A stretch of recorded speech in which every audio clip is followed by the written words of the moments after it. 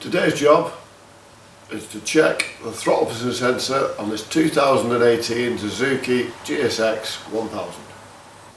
If your bike's older than 2017, then all you have to do is put your key in here, turn left, and you have a diagnostic plug in here that you can link. You can either use a piece of wire, which I'll show you how to do, or you could get a tool, which I will put the part number here for if you need it. This would put the bike into dealer mode, which would show on the screen a line next to the code, and if it was in the middle it was okay, if it was up or down it needed adjusting. So if your bike is after 2017 like mine, you will need a lead. I got this from Fowler's. You can get it from anywhere, but I found that Fowler's were the cheapest. It took 3 weeks to turn up because it wasn't in stock, but it was a good service. So I will put the part number and the link to Fowler's below so that you can order it if you wish. So the breakout lead allows us to take voltages from the throttle position sensor using these here, but obviously we've got to get to the throttle position sensor first. If you want to put your bike into dealer mode, what you have is under the seat here is this foam covered plug. What you have to do is take the top off it, which I'll do now. I may have to turn the camera off. There we go. So there's a little plug, little clip should I say, and then that comes off. You've then got 4 connections in here, 2 of them aren't used, and it's the connections that go to the black solid wire with a white stripe and the white solid wire with the red stripe, which is these two. So you, as I said, you can buy the tool, but if you just want to put your bike into dealer mode, you can do it very easily with a link of wire, and I'll show you how to do that now. Once the link's in, if you then turn your ignition on, you will see that we have code 00, so no errors on this bike, but there is no minus line next to the seat to indicate if the throttle position sensor is correct or not. So this is why we need to use the breakout lead. I believe on some of the bikes you have to run them for 4 seconds before you get this code.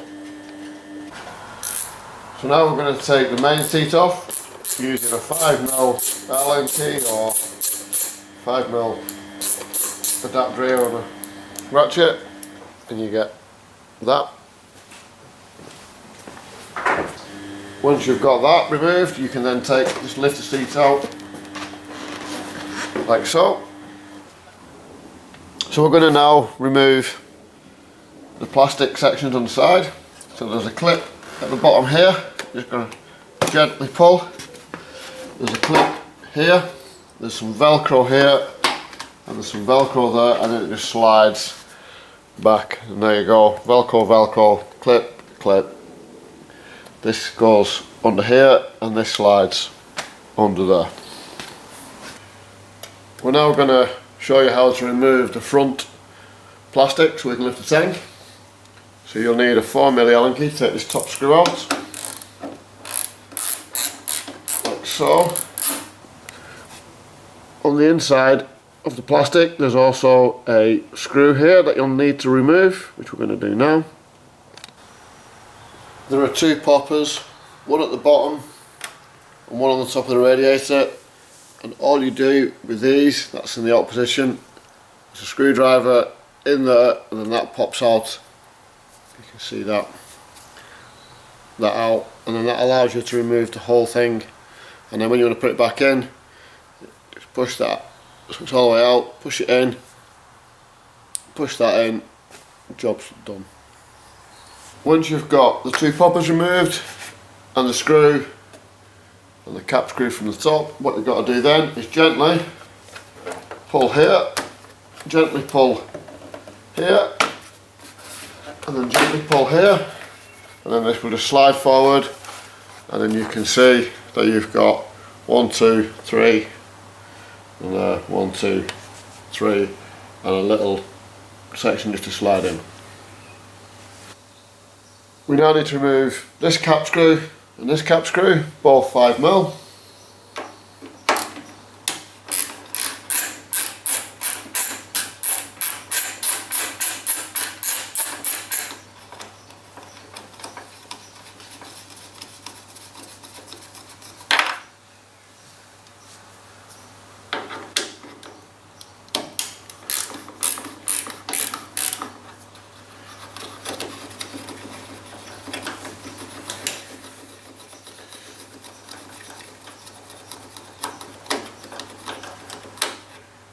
And as you can see, the silver one goes to the top because it's slightly different to the black one. Once you've removed the 4 bolts, this then lifts up. There's a little bit of persuasion required. I've already lifted it out, and then we can move this out of the way like so, being careful not to damage the tank. So I've unplugged the immobiliser, and now what we're going to do is undo this bolt and this bolt using a 10mm socket.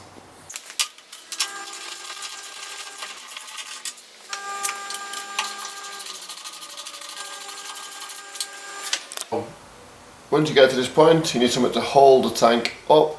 Now I think you can use a piece of wood or some plastic.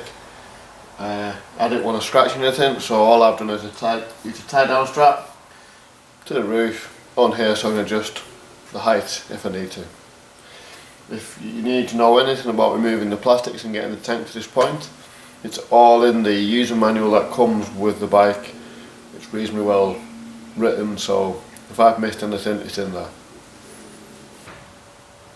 So now we've got the tank lifted, and we've got this sensor, the STP, and this is the one that we want underneath. So just press the clip for the plug in and slide the plug out like so. So now with our lead, we're going to clip it in, that bit into there,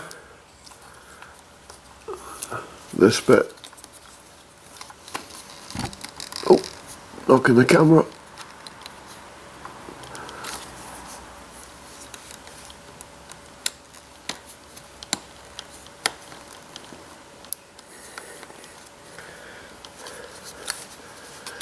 making this look harder than it is, possibly because the camera's in the way.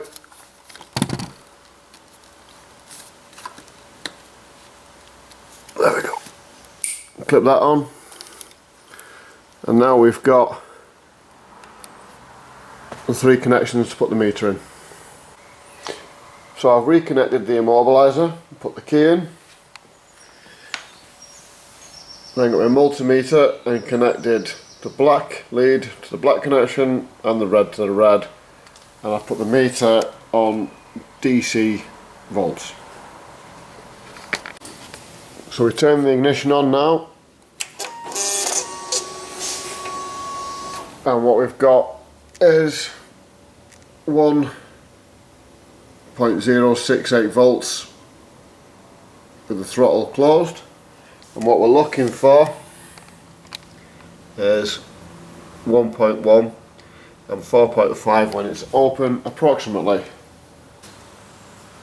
So when it comes to adjusting the sensor, there is a bolt here, but what you do need is a suitable torque with a hole in so that you can undo it. This is a T20 security torque, so we should just be able to put this in here.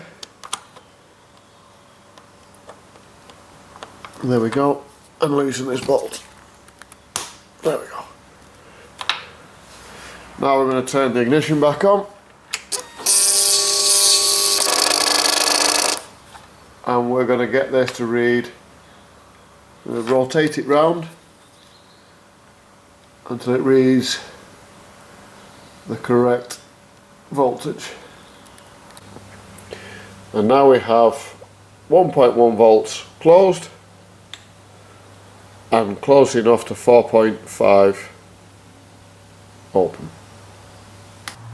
When you're tightening this bolt back up, it is 3.5 Newton meters. Unfortunately, I don't have a torque wrench that goes that low at this moment. It only goes to 5 Newton meters, so I'm going to have to buy one. So I've had to guess. But if you've got the time before and the money, I would buy the correct torque wrench. I thought it'd be a good idea to run the engine before I put it all back together. So I connected the immobiliser back up and run the engine, and we got a FI light. When we checked the code, it was a C29, and this is because I removed the plug for the STP sensor where the ignition was on, so that I could get to the screw. Once I plugged it back in and ran the bike, the error went. It's just so that you know, if you have to remove the plug like I did to get to the bolt to adjust the TP sensor, then you may well, or almost certainly, will have a C29 fault when you start the bike. When you're putting the bike back together, it's a good idea just to put a little bit of red rubber grease on where the plastics come in with all the poppers. So, like so here, a little bit of grease in there will make your life a lot easier if you have to take the bike apart again.